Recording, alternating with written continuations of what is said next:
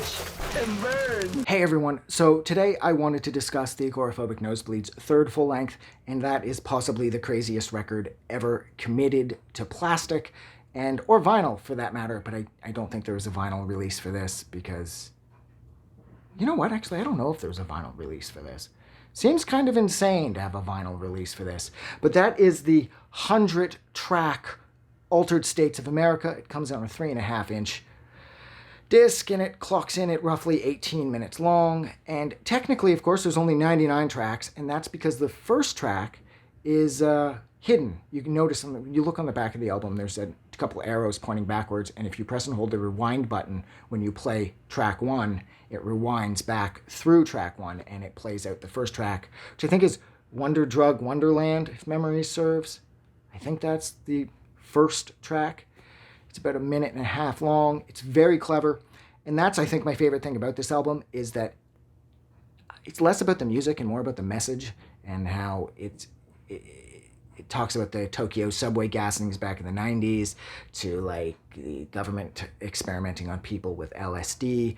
And I love how a lot of it is like 10 seconds agoraphobic type songs, but then there'll be chunks of songs that will just continuously roll off against each other one after another while Randall is discussing some odd topics, like I said, from the Tokyo gassings back in the 90s with the sarin attack, all the way through like random shit the government's doing.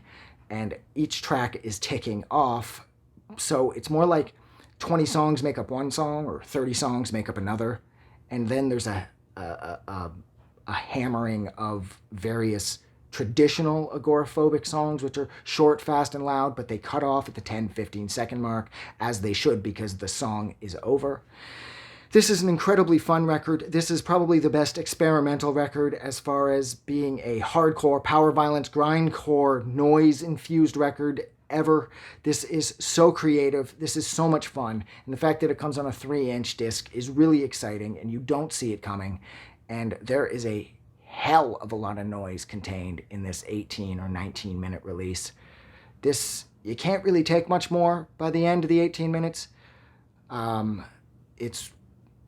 It's a wild ride, and it doesn't let up from start to finish. This record is insane, and it's like I said, it's possibly the craziest record from this type of music ever made, just because of, holy Christ, there's 100 songs packed into 18 minutes, and they all work. They're one complete unit, all working in unison to sort of get this message of psychosis across, and it gets it across incredibly well, and it's really fun.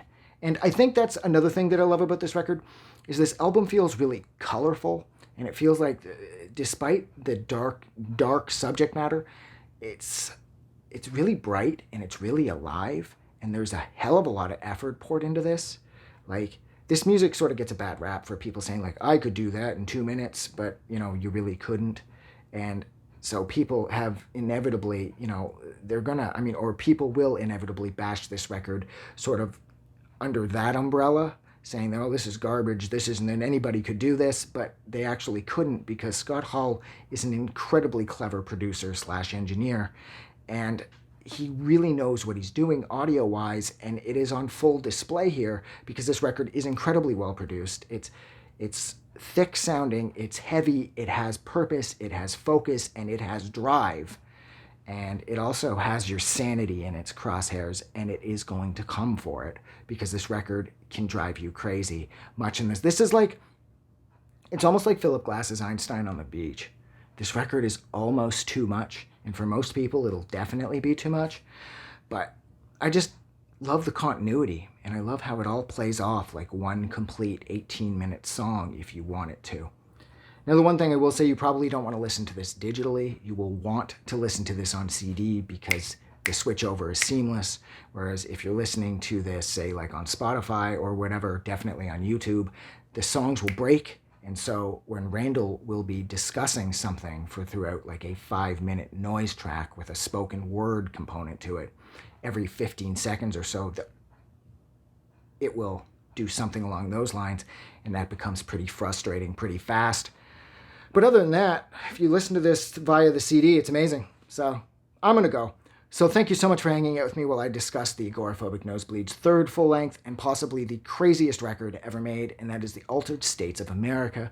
If you like this review, don't forget to do something nice for somebody, and I will talk to you guys soon. Have a good night. I just wanted to say thank you for making it through the entire video. I really appreciate it. And I'm going to remind everyone one more time, even though I've probably already done this in the video that you just watched, to please click the like button as well as the subscribe button because it helps this channel grow. And thank you for hitting like and subscribe, and we will see you guys really soon.